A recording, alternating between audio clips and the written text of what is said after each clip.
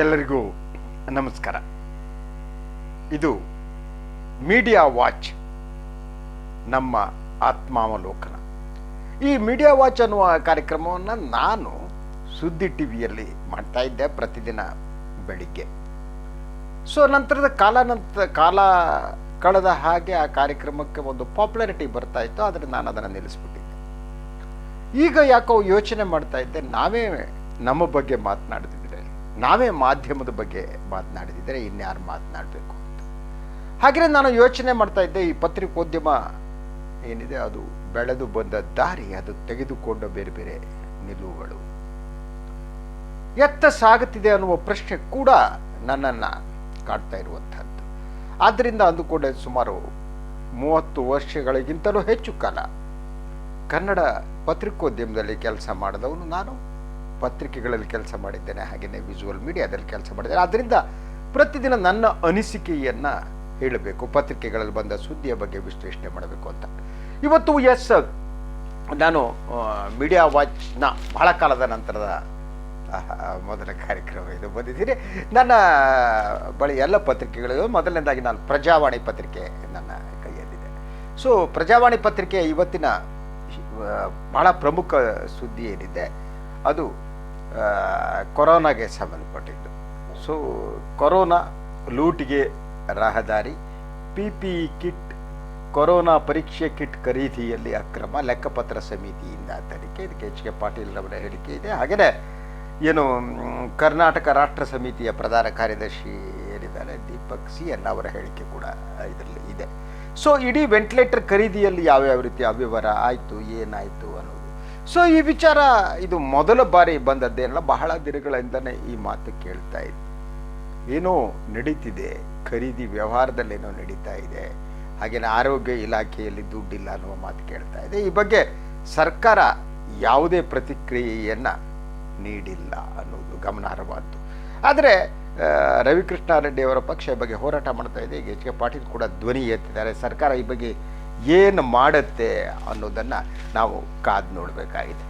ಇವತ್ತು ನನಗೆ ಬಹಳ ಮುಖ್ಯವಾದ ಇನ್ನೊಂದು ಸುದ್ದಿ ಅಂತ ಅನಿಸಿದ್ದು, ವಿವಾದಕ್ಕೆ ಕಾರಣವಾದಂಥದ್ದು ಇದು ಪ್ರಜಾವಾಣಿ ಇದನ್ನು 2ನೇ ಪುಟದಲ್ಲಿ, ಅರ್ಧ ಪುಟದಲ್ಲಿ ಕೆಳಗಡೆ ಇದನ್ನು ಪ್ರಕಟಿಸಿದೆ. ಇದಕ್ಕೆ ಮಹತ್ವ ಅಷ್ಟೇನೋ ಗೊತ್ತಿಲ್ಲ. ಬಟ್ ಅದರ ಶೀರ್ಷಿಕೆ ಏನು ಅಂದರೆ, ಮೇಲ್ಸೇತುವೆಗೆ ಸಾವರ್ಕರ್ ಹೆಸರು, ಕೊನೆ ಕ್ಷಣದಲ್ಲಿ ಕಾರ್ಯಕ್ರಮ ಮುಂದೂಡಿಕೆ, ಕಾಂಗ್ರೆಸ್ JDS ವಿರೋಧ ಅಂತ.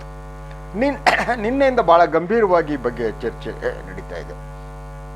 ಯಲಹಂಕ ಮೇಲ್ಸೇತುವೆಗೆ ಸಾವರ್ಕರ್ ಹೆಸರು ಇಡುವ ಪ್ರಶ್ನೆಗೆ ಸಂಬಂಧಪಟ್ಟಾಗ ಆ ಕಾರ್ಯಕ್ರಮ ಇವತ್ತು ಉದ್ಘಾಟನೆ ಆಗಬೇಕಾಗಿತ್ತು, ಮೇಲ್ಸೇತುವೆ.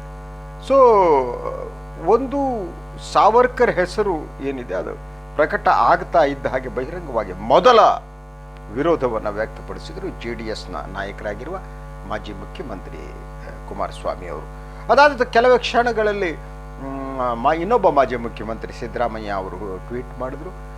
ಹಾಗೆ BJPಯ ಕೆಲವು ನಾಯಕರುಗಳು ಅದರ ಪರವಾಗಿ ಹೇಳಿಕೆ ನೀಡಿದರು. ಸಿದ್ದರಾಮಯ್ಯ ಏನು ಹೇಳಿದ್ರು, ಕುಮಾರಸ್ವಾಮಿ ಏನು ಹೇಳಿದ್ರು ಒಂದು ನೋಡ್ತಾ ಹೋಗೋಣ. ಕುಮಾರಸ್ವಾಮಿ ಮೊದಲು ಏನು ಪ್ರತಿಕ್ರಿಯೆ ನೀಡಿದ ಅವರು ಹೇಳಿದ್ದು, ಯಲಹಂಕ ಮೇಲ್ಸೇತುವೆಗೆ ಸಾವರ್ಕರ್ ನಾಮಕರಣ ಮಾಡಲು ಮುಂದಾಗಿರುವ ರಾಜ್ಯ ಸರ್ಕಾರದ ನಿರ್ಧಾರ ನಾಡಿನ ಅಭ್ಯುದಯಕ್ಕಾಗಿ ಹೋರಾಟ ಮಾಡಿದವರಿಗೆ ಮಾಡುತ್ತಿರುವ ಅಪಮಾನ, ಇದು ರಾಜ್ಯ ಸರ್ಕಾರಕ್ಕೆ ಶೋಭೆ ತರುವುದಿಲ್ಲ ಅನ್ನುವ ಮಾತನ್ನ ಕುಮಾರಸ್ವಾಮಿ ಅವರು ಹೇಳಿದರು.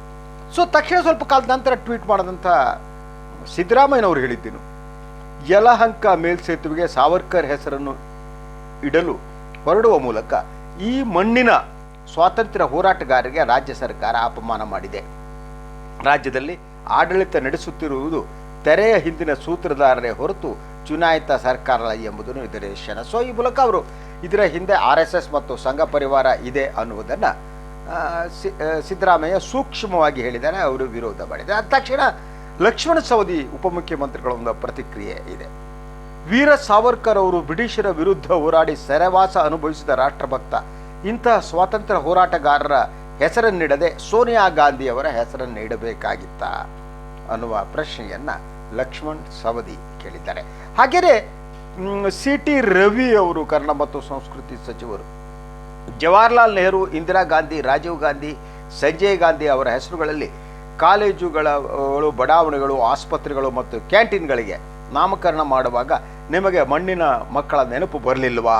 ಅಪ್ಪಟ ದೇಶಭಕ್ತ ವೀರ ಸಾವರ್ಕರ್ ಹೆಸರಿನಲ್ಲಿ ಒಂದು ಸೇತುವೆಗೆ ನಾಮಕರಣ ಮಾಡುವುದು ನಿಮಗೆ ಸಹಿಸೋದಕ್ಕಾಗ್ತಾ ಇಲ್ವಾ ಅನ್ನುವ ಪ್ರಶ್ನೆಯನ್ನು ಸಿ ಟಿ ರವಿ ಕೇಳಿದ್ದಾರೆ. ಸೊ ಅದೇ ರೀತಿ ಗೋ ಮಧುಸೂದನ್ ಅವರು ಒಂದು ರೀತಿಯ ಉಗ್ರಗಾಮಿ ವ್ಯಕ್ತಿತ್ವದ ಬಿಜೆಪಿ ನಾಯಕರು. ದೇಶದಲ್ಲಿ 450ಕ್ಕೂ ಹೆಚ್ಚು ಯೋಜನೆಗಳು, ಪ್ರಶಸ್ತಿಗಳು, ಸಂಸ್ಥೆಗಳಿಗೆ ನೆಹರು ಕುಟುಂಬದ ಸದಸ್ಯರ ಹೆಸರುಗಳು ನೀಡಲಾಗಿದೆ. ದೇಶಭಕ್ತ ಸಾವರ್ಕರ್ ಹೆಸರಿಟ್ಟರೆ ಕಾಂಗ್ರೆಸ್ಗೆ ಯಾಕೆ ಸಂಕಟ? ಮೇಲ್ಸೇತುವೆಗೆ ರಾಬರ್ಟ್ ವಾದ್ರಾ ಹೆಸರಿಟ್ಟಿದ್ದರೆ ಸಿದ್ದರಾಮಯ್ಯ ಅವರಿಗೆ ಖುಷಿ ಆಗಬಹುದು, ಗುಲಾಮಗಿರಿಯನ್ನ ಬಿಡಲಿ ಅನ್ನೋ ಮಾತನ್ನ ಗೋ ಮಧುಸೂದನ್ ಹೇಳಿದ್ದಾರೆ. ಅದೇ ರೀತಿ BY ವಿಜಯೇಂದ್ರ ಅವರು ಪ್ರಧಾನ ಕಾರ್ಯದರ್ಶಿ ಬಿಜೆಪಿಯ ಯುವ ಮೋರ್ಚಾ, ಹಾಗೆಯೇ ಯಡಿಯೂರಪ್ಪನವರ ಸುಪುತ್ರರು. ಅವರು ಸ್ವಾತಂತ್ರ್ಯ ಯೋಧರ ವಿಚಾರದಲ್ಲೂ ಪ್ರಾಂತೀಯತೆ ಎಳೆದು ತಂದು ಸಂಕುಚಿತತೆ ತರುವುದು ಸ್ವಾತಂತ್ರ್ಯ ಚಳವಳಿಗೆ ತೋರಿದ ಅಪಮಾನ. ಸ್ವಾತಂತ್ರ್ಯಕ್ಕಾಗಿ ಕರಿನೀರಿನ ಶಿಕ್ಷೆ ಅನುಭವಿಸಿದ ಸಾವರ್ಕರ್ ಅವರ ಸ್ಮರಣೆ ಸ್ವಾಭಿಮಾನಿ ಕನ್ನಡಿಗರ ಗೌರವ ಮತ್ತು ರಾಜ್ಯದ ಘನತೆಗೆ ಸಂಕೇತವಾಗುತ್ತದೆ. So whatever it may be, ಈ ಗಲಾಟೆಗಳ ಆದಮೇಲೆ ಈಗ ಕಾರ್ಯಕ್ರಮವನ್ನು ಮುಂದೂಡಲಾಗಿದೆ. ಸೊ ಈ ಕಾರ್ಯಕ್ರಮ ನೆಕ್ಸ್ಟ್ ಯಾವಾಗ ನಡೀತು ಅಂತ ಗೊತ್ತಿಲ್ಲ. ಮೊದಲು ನಿನ್ನೆ ಇದಕ್ಕಿದ್ದಾಗ ಮುಖ್ಯಮಂತ್ರಿಗಳ ಸೂಚನೆ ಮೇರೆಗೆ ಸಾವರ್ಕರ್ ಹೆಸರನ್ನು ಕೈ ಬಿಡಲಾಗಿದೆ ಅನ್ನೋ ಸುದ್ದಿ ಮೊದಲೇ ಬಂತು. ನಂತರ ಈಗ ನೋಡಿದರೆ ಕಾರ್ಯಕ್ರಮ ಮುಂದಕ್ಕೆ ಹೋಗಿದೆ. ಈ ವಿವಾದದ ಬಗ್ಗೆ ಮಾತಾಡೋಣ. ಇದು ಪ್ರಜಾವಾಣಿ ಇನ್ನಷ್ಟು ಮಹತ್ವ ಕೊಡ್ಬೋದಾಗಿತ್ತು ಅನ್ನೋ ಗೊತ್ತಿಲ್ಲ. ಇದು 2ನೇ ಪುಟದಲ್ಲಿ ಈ ಸುದ್ದಿ ಬಂದಿದೆ. ಸೊ ಒಂದು ಬಹಳ ಮುಖ್ಯ ಅಂತ ಅನಿಸೋದು, ಸಾವರ್ಕರ್ ಅವರಿಗೆ ಈ ಒಂದು ಮೇಲ್ಸೇತುವೆ ಸಾವರ್ಕರ್ ಹೆಸರು ಇಡೋದಕ್ಕೆ ಯಾಕೆ ವಿರೋಧ ಮಾಡಬೇಕು? ವಿರೋಧ ಮಾಡೋದು ಸರಿನಾ ಅನ್ನುವ ಪ್ರಶ್ನೆ. ಸಾವರ್ಕರ್ ಸ್ವಾತಂತ್ರ್ಯ ಹೋರಾಟಗಾರ ಅಂತ, ಆದರೆ ಅವರ ಇಮೇಜನ್ನು ತಾವು ಗಮನಿಸ್ತಾ ಹೋಗಬೇಕು. ನೀವು ಸ್ವಾತಂತ್ರ್ಯ ಹೋರಾಟದ ಚಳವಳಿಯ ದಿನಗಳನ್ನು ನಾವು ಮೇಲಕ್ಕೆ ಹಾಕೋಣ. ಸಾವರ್ಕರ್ 1911ರವರೆಗಿನ ಸಾವರ್ಕರ್ ಬೇರೆ ಅನ್ನೋದು ನಮ್ಗೆ ಗೊತ್ತಿರಬೇಕು. 11ರ ನಂತರದ ಸಾವರ್ಕರ್ ಬೇರೆ. ಸೊ 11ರವರೆಗಿನ ಸಾವರ್ಕರ್ ಅಪ್ಪಟ ದೇಶಾಭಿಮಾನಿ ಮತ್ತು ಹೋರಾಟಗಾರರಾಗಿದ್ದರು ಅನ್ನುವುದು ಅನುಮಾನನೇ ಇಲ್ಲ. ಅವರಿಗೆ ಕರಿನೀರಿನ ಶಿಕ್ಷೆ ಕೊಡಲಾಗ್ತಾ ಇತ್ತು. ಕರಿನೀರಿನ ಶಿಕ್ಷೆ ತಡೆದುಕೊಳ್ಳೋದು ಭಾಳ ಕಷ್ಟ, ತುಂಬ ಅಮಾನವೀಯವಾದ ಶಿಕ್ಷೆ ಅದು. ಬ್ರಿಟಿಷರ ಕಾಲದಲ್ಲಿ ಕೊಡ್ತಾ ಇದ್ರು. ಅದನ್ನ ಅಂಡಮಾನಿಗೆ ಅವರಿಗೆ ನೀವು ಗಡೀಪಾರು ಮಾಡಿ ಅಲ್ಲಿ ಅನ್ನ ಆಹಾರ ನೀಡದೇನೆ ಹಿಂಸೆ ನೀಡಲಾಗ್ತಾ ಇತ್ತು. ಸೊ ಕರಿನೀರಿನ ಶಿಕ್ಷೆಗೆ ಯಾರು ಒಳಗಾದಂದರೆ ಸೊ ಒಂಥರ ಆ ಸ್ಥಿತಿನೇ ಬೇರೆ. ನನಗೂ ಗೊತ್ತು, ಯಾಕಂದರೆ ನಮ್ಮದು ಸ್ವಾತಂತ್ರ್ಯ ಹೋರಾಟಗಾರರ ಕುಟುಂಬ ಆಗಿರೋದ್ರೆ ನನ್ನ ಅಜ್ಜ, ನನ್ನ ಕುಟುಂಬದವರೆಲ್ಲ ಜೈಲಿಗೆ ಹೋಗಿದ್ದರು ಸ್ವಾತಂತ್ರ್ಯ ಹೋರಾಟದಲ್ಲಿ ಪಾಲ್ಗೊಂಡು. ನಮ್ಮ ಅಜ್ಜ ಬಂದಮೇಲೆ ನಾನು ಸಣ್ಣವರಿದ್ದಾಗ ಕರಿನೀರಿನ ಶಿಕ್ಷೆ ಅಂದರೆ ಏನು ಅನ್ನೋದು ನಮ್ಮ ಅಜ್ಜ ಹೇಳ್ತಾಯಿದ್ರು. ಅವರಿಗೇನು ಕರಿನೀರಿನ ಶಿಕ್ಷೆನ ಕೊಟ್ಟಿರಲಿಲ್ಲ. ಅವರು ನನ್ನ ಅಜ್ಜ ಯರವಾಡ ಜೈಲಿನಲ್ಲಿ ಬಹಳ ಕಾಲ ಇದ್ದರು. ಸೊ ಅವರು ಆ ಸ್ವಾತಂತ್ರ್ಯ ಹೋರಾಟದ ಸಂದರ್ಭದ ಮಾತುಗಳನ್ನಾಡ್ತಾ ಇದ್ದರು. ಹಾಗೆ ನೀವು ನಮ್ಮ ಉತ್ತರ ಕನ್ನಡದಲ್ಲಿ ನೀವು ಅಂಕೋಲಾ ಮತ್ತು ಸಿದ್ದಾಪುರ, ಅದು ಬಾರ್ಡೋಲಿ ಕರ್ನಾಟಕದ್ದು ಅಂತಾರೆ, ಪ್ರತಿ ಮನೆಯವರು ಅಲ್ಲಿ ಹೋರಾಟಕ್ಕೆ ಹೋಗಿದ್ರು. ಹಾಗೆ ತುಂಬ ಜನ ಹೋಗಿದ್ರು. ಸೊ ಸಾವರ್ಕರ್ ಅವರು 1911ರ ನಂತರ ಬದಲಾಗ್ತಾರೆ. 11ರ ನಂತರ ಅವರು ಯಾವಾಗ ಒಂದು ಪತ್ರವನ್ನು ಬರೆದು ಬ್ರಿಟಿಷರಿಗೆ ಕ್ಷಮಾಪಣೆ ಕೇಳಿ ಬರ್ತಾರೆ, ನಂತರದ ಸಾವರ್ಕರ್ ಬೇರೆ. ಅವರು 1911ರ ಒಳಗಿನ ಸಾವರ್ಕರ್ ಅಪ್ಪಟ ದೇಶಾಭಿಮಾನಿ, ಅನುಮಾನ ಇಲ್ಲ. ಆದರೆ ಅವರು ಬದಲಾಗ್ತಾರೆ. ಅವರು ಸಂಪೂರ್ಣವಾಗಿ ಹಿಂದೂ ರಾಷ್ಟ್ರದ ಒಂದು ಪರಿಕಲ್ಪನೆಗೆ ಅಂಟಿಕೊಳ್ತಾರೆ. ಇದು ಹಿಂದೂ ರಾಷ್ಟ್ರ ಆಗಬೇಕು ಅಂತ 1923ರಲ್ಲಿ ಅವರೇನು ಒಂದು ಇದನ್ನು ಬರೀತಾರೆ, ಹೇಗಿರಬೇಕು ದೇಶ ಅನ್ನೋದು. ಅದನ್ನೇ ನಂತರ ರಾಷ್ಟ್ರೀಯ ಸ್ವಯಂ ಸೇವಕ ಸಂಘ ಅದನ್ನೇ ತನ್ನ ಪ್ರಣಾಳಿಕೆಯನ್ನು ಮಾಡುತ್ತೆ. ಅದು ಮಹಾನ್ ಮನುಷ್ಯ ವಿರೋಧಿ ಆದ್ದು ಅಂತ. ನಾವು ಸಾವರ್ಕರ್ ವಿರೋಧ ಮಾಡ್ತಾ ಇರೋದು 1911ರ ಹೊರಗಿನ ಸಾವರ್ಕರ್ ಬೇರೆ, 11ರ ನಂತರದ ಸಾವರ್ಕರ್ ಬೇರೆ. This one thing. ಅವರು ಏನು ಅನುಭವಿಸಿದ್ದು ಕರಿನೀರ್ಕ, ಅದರ ಬಗ್ಗೆ ನಮಗೆ ಪ್ರೀತಿ, ಗೌರವ, ನೋವು ಎಲ್ಲ ಇರಬೇಕು. ಅದು ಸಾವರ್ಕರ್ ಬಗ್ಗೆ ಮಾತ್ರ ಅಲ್ಲ, ಅಂಥ ಸಾವಿರಾರು ಜನ ಇಂಡಿಯಾದಲ್ಲಿ ಸ್ವಾತಂತ್ರ್ಯ ಹೋರಾಟದಲ್ಲಿ ಪಾಲ್ಗೊಂಡಿದ್ದಾರೆ. ಆದ್ದರಿಂದ ನಮಗಿರುವ ಅನುಮಾನ, ಯಾರಿಗಿರುವ ಅನುಮಾನ, ಯಾಕೆ BJP ಮತ್ತು ಸಂಘ ಪರಿವಾರ ಸಾವರ್ಕರನ್ನು ಹಿಡಿದುಕೊಂಡಿದೆ ಅಂತ. ಅವರ ಹೋರಾಟಕ್ಕಾಗಿ ಹಿಡಿದುಕೊಂಡಿದೆಯಾ, ಅವರ ಸ್ವಾತಂತ್ರ್ಯಕ್ಕಾಗಿ ನಡೆಸಿದ ಚಳವಳಿಗಾಗಿ ಹಿಡಿದುಕೊಂಡಿದೆಯಾ, ಅಥವಾ ಸಂಘ ಪರಿವಾರದ ಎಜೆಂಡಾವನ್ನು ಇಂಪ್ಲಿಮೆಂಟ್ ಮಾಡೋದಕ್ಕೆ, ಅಥವಾ ಆ ಎಜೆಂಡಾವನ್ನು ಸೃಷ್ಟಿಸಿದವರು, ಎಜೆಂಡಾವನ್ನು ರೂಪಿಸಿದವರು ಸಾವರ್ಕರ್. ಸೊ ಇವತ್ತೇನಿದೆ ಆ ವೈದಿಕ ಪರಂಪರೆಯ ಅವರು ಪ್ರತಿಪಾದಕರು ಆಗಿದ್ದರು, ಜಾತಿ ವ್ಯವಸ್ಥೆಯ ಪ್ರತಿಪಾದಕರಾಗಿದ್ದರು ಅಂತ.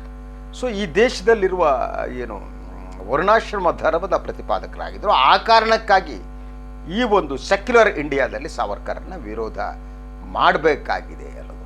ಆದರೆ B J P is A playing A game ಅಂತ. ಅಂದರೆ ಬಿ ಜೆ ಪಿಯ ಇದರ ಉದ್ದೇಶ ಏನಿದೆ ಆ ಉದ್ದೇಶದ ಬಗ್ಗೆ ಕೂಡ ನಮಗೆ ಅನುಮಾನ ಇದೆ. ಇದು ಪ್ರಾಮಾಣಿಕವಾದ ಉದ್ದೇಶ ಅಲ್ಲ. ಒಬ್ಬ ಸ್ವಾತಂತ್ರ್ಯ ಹೋರಾಟಗಾರರಿಗೆ ನೀವು ಕೊಡಬೇಕು ಅಂತಲ್ಲ. ಈ ಕರ್ನಾಟಕದಲ್ಲಿ ಈಗಾಗಲೇ ಬದುಕಿರುವಂಥ ದೊರೆಸ್ವಾಮಿಯವರ ಹೆಸರನ್ನು ಇಡ್ಬೋದಾಗಿತ್ತು ಅಲ್ವಾ, ಯಲಹಂಕ ಮೇಲ್ಸೋತೆ ಅಂಥ ಸ್ವಾತಂತ್ರ್ಯ ಹೋರಾಟಗಾರರು ಕರ್ನಾಟಕದಲ್ಲಿದೆ. ಆ ಸಂದರ್ಭದಲ್ಲಿ ಕರ್ನಾಟಕದ ಹಲವಾರು ಪ್ರದೇಶಗಳ ಮನೆಗಳಲ್ಲಿ ಒಬ್ಬೊಬ್ಬ ಸಾವರ್ಕರ್ ಇದ್ದರು. ಆ ಕಾರಣಕ್ಕಾಗಿ ಅದೊಂದು ಸಮೂಹ ಆಂದೋಲನವಾಗಿ ಬೆಳೆದದ್ದು ಅದು. ಸೊ ಆದರೆ ಬಿ ಜೆ ಪಿಯ ಉದ್ದೇಶ ಏನಿದೆ ಹುನ್ನಾರ ಅದು ಅಂತ ಅನಿಸುವುದರಿಂದ ಜನ ವಿರೋಧ ಮಾಡ್ತಿದ್ದಾರೆ ಅನ್ನೋದು ಬಹಳ ಮುಖ್ಯವಾದ್ದು. ಇನ್ನು ಕೆಲವು ಮಹತ್ವದ ಸುದ್ದಿಗಳಿವೆ. ಸೊ ಕೋವಿಡ್ ಏರಿದ ರಾಜ್ಯದಲ್ಲಿ ಮೃತರ ಸಂಖ್ಯೆ 47ಕ್ಕೆ ಏರಿರುವ ಸುದ್ದಿ. ಸೊ ಅದರ ನಡುವೆ ಮುಖ್ಯಮಂತ್ರಿಗಳು ಇನ್ನೊಂದು ಮಾತನ್ನು ಹೇಳಿದ್ದಾರೆ.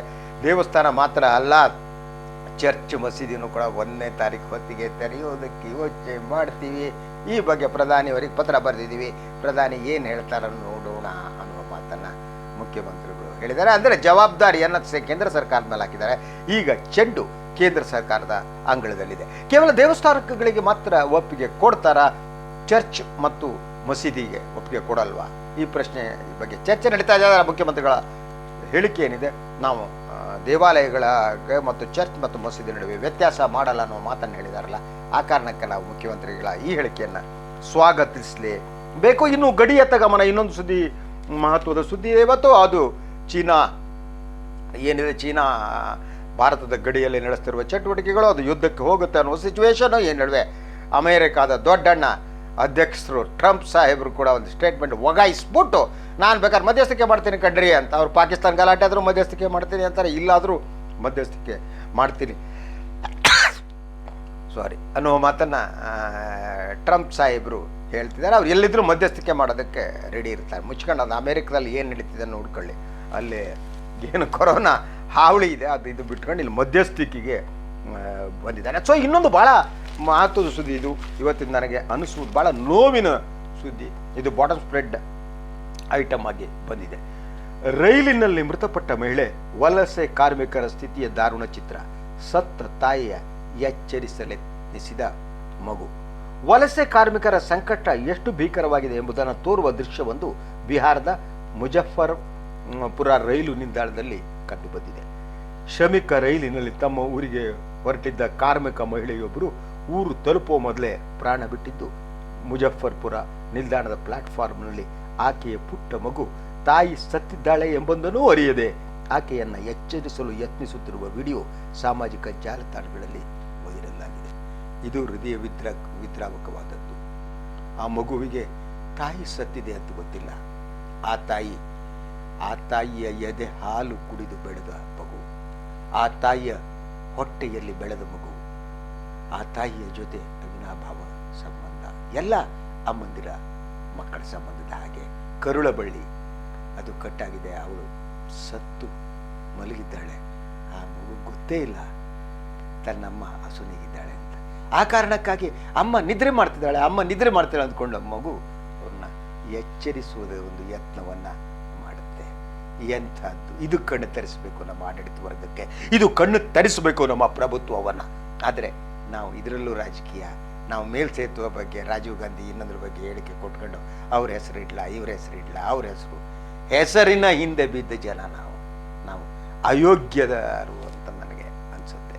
ಅಯೋಗ್ಯತನದ ಪರಮಾವಧಿ ಈ ದುಃಖದ ಸ್ಥಿತಿಯನ್ನು ನೋಡಿ. ಇನ್ನೊಂದು ಸುದ್ದಿದೆ, ರೈಲ್ನಲ್ಲೇ ವಲಸಿಗ ಸಾವು. ಸೂರತ್ ಹಾಜಿಪುರ್ ಶ್ರಮಿಕ ರೈಲ್ನಲ್ಲಿ ವಲಸೆ ಕಾರ್ಮಿಕರೊಬ್ಬರ ಶವ ಪತ್ತೆಯಾಗಿದೆ.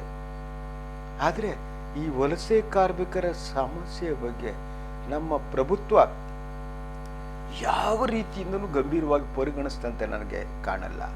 ಪ್ಯಾಕೇಜ್ಗಳು, ಇನ್ನೊಂದು ಹೇಳಿಕೆಗಳು, ದುರಹಂಕಾರಗಳು, ಮತ್ತೊಂದು ವ್ಯಕ್ತಿ ಪೂಜೆ, ಇಂತಹದರಲ್ಲಿ ನಿರತರಾದಂತಹ ನಾವು ಈ ಒಂದು ಮಾನವೀಯತೆಯನ್ನು ಕಳೆದುಕೊಂಡಿದ್ದೀವಿ. ನಮ್ಮ ಪ್ರಭುತ್ವ ಮಾನವೀಯತೆಯನ್ನು ಕಳೆದುಕೊಂಡಿದೆ ಅಂತ ನಾನು ನಿನ್ನೆ ಯಾವುದೋ ಸಂದರ್ಭದಲ್ಲಿ ಹೇಳ್ತಾ ಇದ್ದೆ. ಅಂತಃಕರಣ ಹೊರಟೋಗಿದೆ. ತಾಯಿ ಹೃದಯ ಇದ್ದಾಗ ಅಂತಃಕರಣ ಇರುತ್ತೆ ಅಲ್ವಾ? ಆ ಅಂತಃಕರಣ ಪ್ರಭುತ್ವಕ್ಕೆ ಅಂತಃಕರಣ ಇರಬೇಕು, ಪ್ರಭುತ್ವಕ್ಕೆ ಮಾತೃ ಹೃದಯ ಇರಬೇಕು, ಪ್ರಭುತ್ವ ಅಮ್ಮನಂತೆ ಇರಬೇಕು. ನನ್ನ ಎಲ್ಲ ಮಕ್ಕಳು ಒಂದೇ ಅಂತ ಅಮ್ಮ ಅಂದ್ಕೋತಾಳಲ್ಲ, ಅದು ಇರಬೇಕು. ಆದರೆ ಅದು ಇಲ್ಲಿ ಕಾಣ್ತಾ ಇಲ್ಲ ಅನ್ನುವಂಥದ್ದು. ಸಮಯ ಮೀರ್ತಾ ಇದೆ. ನಾನು ಇನ್ನೊಂದು ಭಾಳ ಮುಖ್ಯವಾದ ಕೊನೆಯ ವಿಚಾರವನ್ನು ಹೇಳಬೇಕು. ಇಡೀ ಪತ್ರಿಕೋದ್ಯಮ ಹೇಗೆ ಆಗಿದೆ ಅನ್ನೋದು ಸಂಬಂಧಪಟ್ಟಿದ್ದು. ಇದು ಇತ್ತೀಚೆಗೆ ನಮಗೆ ಬಹಳ ದುಃಖ ಆಗುವ ಹಾಗೆ ಸುದ್ದಿ ಮತ್ತು ಜಾಹೀರಾತು ನಡುವಿನ ವ್ಯತ್ಯಾಸ ಹೊರಟು ಹೋದಂಥ ಒಂದು ಕಾಲಘಟ್ಟದಲ್ಲಿ ಬಂದಿದ್ದೀವಿ. ಪ್ರಜಾವಾಣಿ ಪತ್ರಿಕೆ ಕೂಡ ಸುದ್ದಿಯನ್ನು ಜಾಹೀರಾತಾಗಿ ಹಾಕೋದಕ್ಕೆ ಒಂದು PV ಬ್ರ್ಯಾಂಡ್ ಅಂತ ಮಾಡಿಕೊಂಡು ಅದು ಹಾಕ್ತಾ ಇದೆ. ಭಾಳ ಜಷ್ಟಿಗೆ ಗೊತ್ತಾಗಲ್ಲ. ಇವತ್ತು ನೋಡಿ, ಕಾರ್ಮಿಕರ ಕೈ ಹಿಡಿದವರು ಹೆಬ್ಬಾರ್ ಅಂತ ಅರ್ಧ ಪುಟ, ಇದು ಪ್ರಸ್ತುತಿ PV ಬ್ರ್ಯಾಂಡ್ ಸ್ಪಾಟ್ ಅಂತಿದೆ. ಮೋಸ್ಟ್ಲಿ ಇದು ಅಡ್ವರ್ಟೈಸ್ಮೆಂಟು. ಸೊ ಇನ್ನೊಂದು ಕೆಳಗಡೆ ರೈತರ ಮಿತ್ರ ಮಹಾಲಿಂಗಪುರದ ರೋಹಿಣಿ ಬಯೋಟೆಕ್ ಸಂಸ್ಥೆ, ಮೋಸ್ಟ್ಲಿ ಇದು ಅಡ್ವರ್ಟೈಸ್ಮೆಂಟ್ ಗೊತ್ತಿಲ್ಲ. ಹಸಿರು ಕ್ರಾಂತಿ, ಮಲ್ಲಪ್ಪ ಕಟ್ಟಿ, ಅಂದರೆ ಒಂದು ರೀತಿ ಡೋಲು ಹೊಡೆಯುವ ಪತ್ರಿಕೋದ್ಯಮ, ಹೊಗಳಿಕೆಯ ಪತ್ರಿಕೋದ್ಯಮ, ಜಾಹೀರಾತು ಮತ್ತು ಸುದ್ದಿಯ ನಡುವೆ ವ್ಯತ್ಯಾಸವನ್ನು ಕಳೆದುಕೊಂಡ ಪತ್ರಿಕೋದ್ಯಮ ಅಂತ. ಇಲ್ಲೂ ಒಂದು ಪೇಜ್ ಇದೆ. ಇದು ನನಗೆ ಅನುಮಾನ, ಇದು ಸಿದ್ದರಾಮಯ್ಯನವರ ಗುಣಗಾನಕ್ಕೆ ಸಂಬಂಧಪಟ್ಟಿದ್ದು. ಇದು ಅಡ್ವರ್ಟೈಸ್ಮೆಂಟ್ ಇರಬೇಕು. ಇದ್ರ ಒಂದು ಪೇಜ್ ಅವರು ಹಾಕಕ್ಕೆ ಸಾಧ್ಯ ಇಲ್ಲ. ಬಡವರ ಮೊರೆ ಆಲಿಸಿದ ಅನ್ನಭಾಗ್ಯದ ದೊರೆ ಅಂತ, ಇದು ಅನುಮಾನ ಇಲ್ಲ. ಆದರೆ ಸಾಮಾನ್ಯ ಜನ ಇದ್ರ ಕೆಳಗಡೆ PV ಬ್ರ್ಯಾಂಡ್ ಅನ್ನೋದು ಕಾಣ್ತಾ ಇಲ್ಲ ನನಗೆ. ಚಿತ್ರಗಳು, ಫೋಟೋಗಳು ಸಾಮಾನ್ಯ ಮನುಷ್ಯನಿಗೆ ನೋಡಿದರೆ ಇದು ಸುದ್ದಿನೋ ಜಾಹೀರಾತು ಅಂತ ಗೊತ್ತಾಗಲ್ಲ. ಎಲ್ಲರೂ ಕೂಡ ಇದನ್ನು ಜಾಹೀರಾತು ಅಂತಾರೆ ಅಂದ್ಕೋತಾರೆ. ಅಂದರೆ ಜಾಹೀರಾತನ್ನು ಸುದ್ದಿಯ ಮೂಲಕ ಕೊಡ್ತಾ ಜನರಿಗೆ ಮೋಸ ಮಾಡೋವಂಥದ್ದು. ಜನ ಸುದ್ದಿ ಅಂತ ಅದನ್ನು ಆದರೆ ಅದು ಪರ್ಚೇಸ್ಡಾದ್ದು, ಅದು ದುಡ್ಡು ಕೊಟ್ಟು ಹಾಕ್ಸಿರುವಂಥದ್ದು ಅಂತ. ಇದು ಇತ್ತೀಚಿನ ದಿನಗಳಲ್ಲಿ ಹೆಚ್ಚಾಗ್ತಾ ಇದೆ. ಪ್ರಾಯಶಃ ಪತ್ರಿಕೆಗಳ ಆರ್ಥಿಕ ಸ್ಥಿತಿ ಕಾರಣ ಅಂತ ಅವರು ಡಿಪೆಂಡ್ ಮಾಡ್ಕೋಬಹುದು. ದುಡ್ಡೇ ಇಲ್ಲ ಕಣ್ರಿ, ಅದಕ್ಕೆ ಮಾಡ್ತಿದ್ದೀವಿ, ಏನು ದಾರಿ ಅಂತ. ಬಟ್ ಇದು ನೋಡಿದ್ರೆ ಒಂದು ಅಂಗಡಿ ತೆರೆದು ಹಂಗೆ ಕಾಣುತ್ತೆ.